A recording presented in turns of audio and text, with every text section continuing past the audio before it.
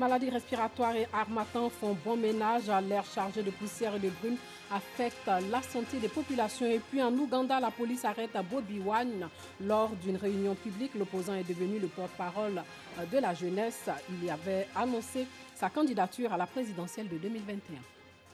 Bonsoir et bienvenue dans le journal.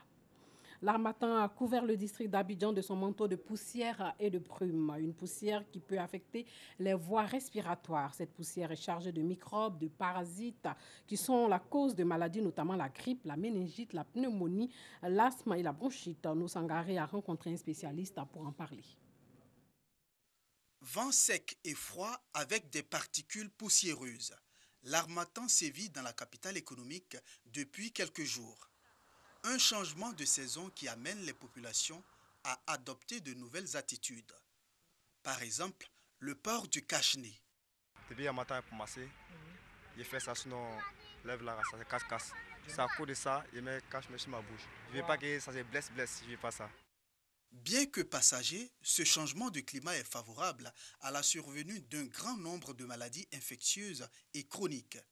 Elle est surtout à l'origine d'un assèchement des muqueuses nasales. Et de ce fait, elle favorise de petites lésions au niveau des narines et cela peut favoriser la prolifération, enfin la transmission de certaines maladies. Par exemple, les maladies comme la méningite et qui se transmet facilement par ces voies. Ce vent froid-là peut réveiller aussi certaines affections chroniques, notamment tout ce qui est affection rhumatismale et même les affections chroniques comme l'asthme.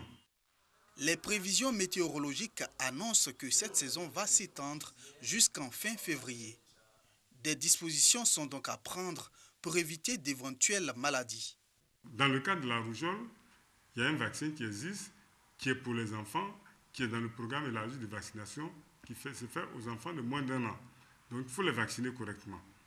Dans le cas de la grippe, il y a un vaccin qui existe, qui est à l'Institut d'hygiène, et ce vaccin-là, on le fait à tout âge, aussi bien chez les enfants que chez les personnes adultes, comme chez les femmes enceintes. Nous recommandons à toutes les personnes qui voyagent au-delà de Bouaké, à partir de Bouaké jusqu'au Burkina, jusqu'au Niger, de se faire vacciner systématiquement contre la méningite. Quelqu'un qui a un rhumatisme, c'est important pour lui de se couvrir, de ne pas prendre froid. Et pour quelqu'un qui est asthmatique, c'est important aussi de pouvoir éviter de prendre la poussière. Donc, il peut, à un moment donné, dans une atmosphère qui est trop poussiéreuse, se fermer le nez avec des cache-nez. Mais aussi, chez certaines personnes qui sont drépanocytaires, il faut éviter de prendre froid aussi parce que le froid peut déclencher la crise drépanocytaire. Donc, il faut se couvrir bien chaud. Enfants de moins de 5 ans, personnes âgées et femmes enceintes sont plus exposées aux maladies pendant cette période. Les populations sont donc invitées à respecter les directives données par l'Institut national de l'hygiène publique. La question des océans préoccupe les scientifiques. Au pôle scientifique de l'université Félix Houphouët-Boigny de Cocody, des chercheurs réfléchissent à la protection des océans et sur comment les pays africains pourraient en tirer de meilleurs profits. Le thème de l'atelier, océanographie opérationnelle et redynamisation de Goose Africa. Le reportage de Clément Boko. Des experts en océan réunis au pôle scientifique de l'université Félix Houphouët-Boigny réfléchissent à l'exploitation rationnelle des océans. Avec les sciences spatiales, ils observent les océans et produisent des données pour la pêche, la météo et bien d'autres domaines. La question qui nous rassemble aujourd'hui, c'est quelles sont les voies et moyens que nous devons prendre pour y arriver, mieux coordonner nos activités, mettre en place des stratégies et des idées pour, en ce moment-là, aller chercher les ressources nécessaires pour le faire. Et quand je parle des ressources, il ne s'agit pas des ressources financières, il s'agit aussi des ressources humaines. Il faut développer ce capital humain pour pouvoir explorer les océans, mais mieux pour les protéger.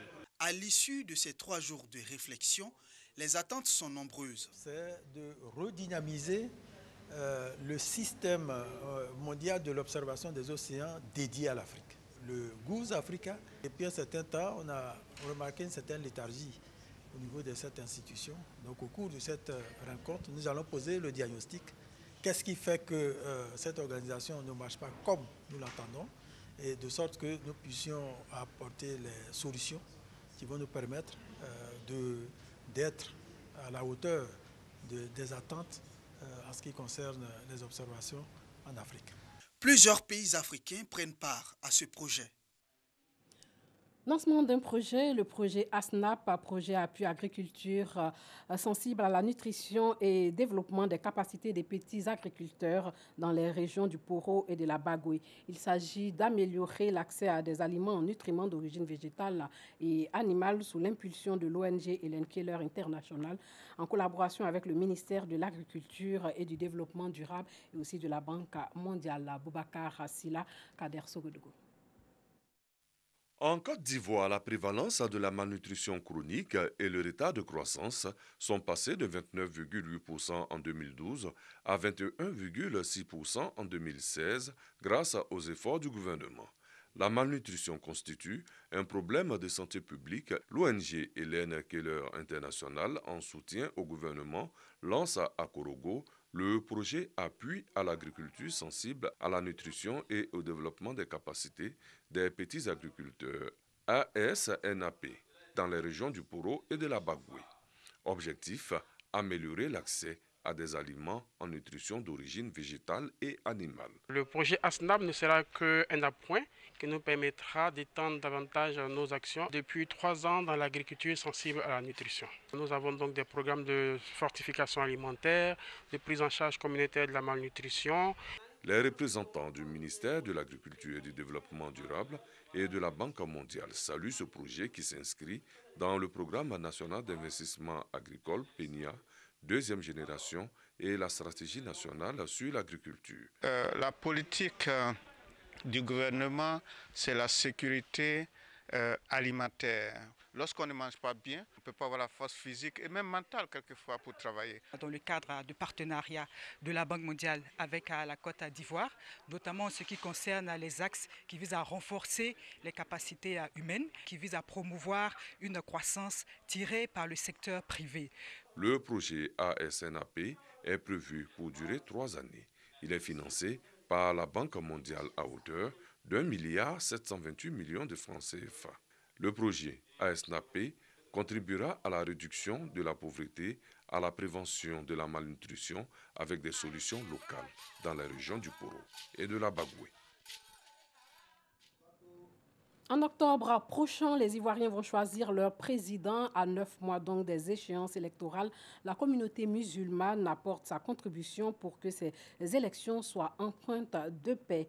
Elle a donné une conférence en vue d'inviter les fidèles musulmans à faire de la tolérance, la cohésion sociale, leur credo. Nous s'engager par Gassorokone. La présidentielle d'octobre 2020 alimente déjà les débats. Elle était au cœur d'une conférence islamique dans la commune d'Abobo.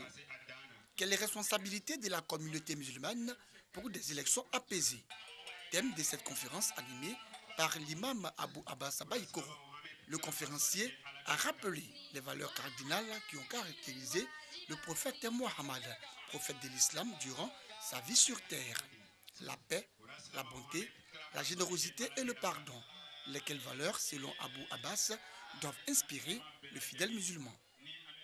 Les musulmans, l'attitude qu'ils doivent adopter, c'est le pardon, l'entente et la cohésion, parce que c'est un moment sensible.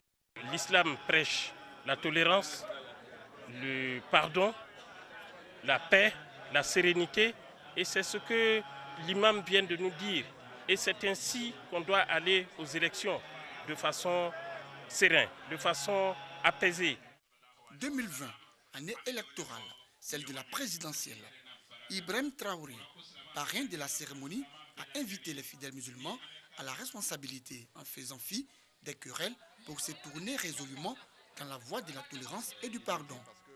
Vous savez que les élections à venir donc effraient pas mal de personnes. Et je pense que la communauté musulmane a eu vraiment le nez creux donc, en choisissant ce thème pour sensibiliser donc, les musulmans que nous sommes. Cette conférence sur les élections apaisées s'inscrit dans le cadre de la célébration du Maoulid initié par l'association islamique Al-Jafala. Louanges, invocations et bénédictions ont été dites pour la cohésion et la paix en Côte d'Ivoire. Une note triste à présent, le colonel-major Isiaka Ouattara alias Ouattao est décédé à New York aux États-Unis. Il venait d'être promu en décembre dernier. Le président Ouattara a annoncé l'organisation des obsèques officielles dès le rapatriement de la dépouille, mais aucune date officielle n'a été annoncée pour le moment. Le colonel-major Isiaka Ouattara dit Ouattao est décédé dans la nuit d'hier à aujourd'hui aux États-Unis. Il souffrait du diabète depuis plusieurs mois selon ses proches. Ouattao avait été évacué mi-décembre au Maroc puis aux États-Unis où il rend finalement l'âme. Un coup dur pour l'armée ivoirienne. Né à Bouna en 1967, dans les années 80, Isiaka Ouattara se fait enrôler dans l'armée. En 2002, il se fait connaître dans l'ex-rébellion des Forces Nouvelles sous le pseudonyme Saa Belebele, Gros Serpent en Malinké. Deux sergents de l'armée, il est passé commandant après la chute de Laurent Gbagbo en 2011. Désigné en 2018 commandant de la garde républicaine, il avait été nommé commandant des unités rattachées à l'état-major général de l'armée. Au sein de l'armée, il gravit les échelons, de lieutenant-colonel à colonel pour être promu au dernier conseil des ministres du 18 décembre 2019 au grade de colonel-major. Sachez que 5 soldats maliens en mission ont été tués aujourd'hui dans le centre du Mali dans une embuscade à l'explosif. Les faits se sont produits à Alatona, localité située entre Ségou et la frontière mauritanienne. Selon le ministre, tout le Sahel, en particulier le Mali, le Niger et le Burkina Faso, désormais la cible des attaques de plus en plus meurtrières de plusieurs groupes islamistes en dépit du renforcement des armées locales, de la présence de 4500 militaires français, de la force anti-djihadiste Barkhane et d'une force des Nations Unies au Mali. Les insurgés islamistes ont tué plus de 140 soldats maliens entre septembre et décembre au cours d'une insurrection qui s'étend depuis 2013. La pose de mines artisanales facile à fabriquer et efficace contre les véhicules est devenue un mode d'action privilégié pour les djihadistes au Mali. Et puis les civils ne sont pas épargnés par ces dispositifs souvent placés sur les axes de communication. Un rapport de l'ONU a fait état en octobre dernier de 110 civils tués par des IED. Il s'agit de ces mines au Mali au cours du premier semestre 2019.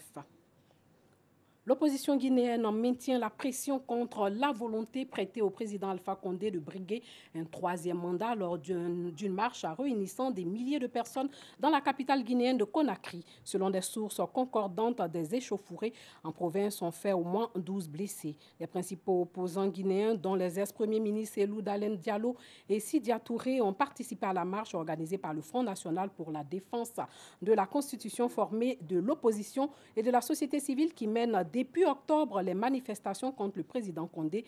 Dès le 13 janvier, l'opposition compte multiplier les protestations en quartier par quartier à travers le pays. Des manifestations ont également eu lieu dans plusieurs villes du pays, dont Labé, Pita, Dalaba, Mamou ou Boké, selon des témoins interrogés par nos confrères de l'AFP. Et pour finir, sachez que la police ougandaise a arrêté aujourd'hui le député d'opposition et artiste chanteur Bobi Wine lors d'une réunion publique en vue de la présidentielle de 2021.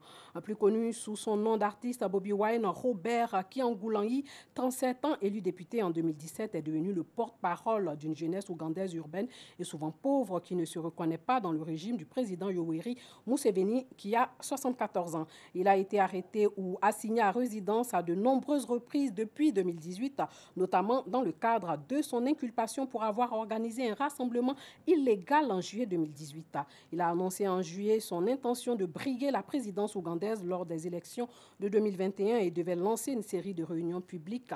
Mais la police est intervenue aujourd'hui, empêchant la tenue de la première d'entre elles dans une église catholique de sa circonscription de Kampala. Pendant ce temps, le président ougandais a entamé samedi une marche de 6 jours dans la jungle pour retracer la route empruntée par ses guérilleros lorsqu'il s'est emparé du pouvoir à Kampala il y a plus de 30 ans maintenant.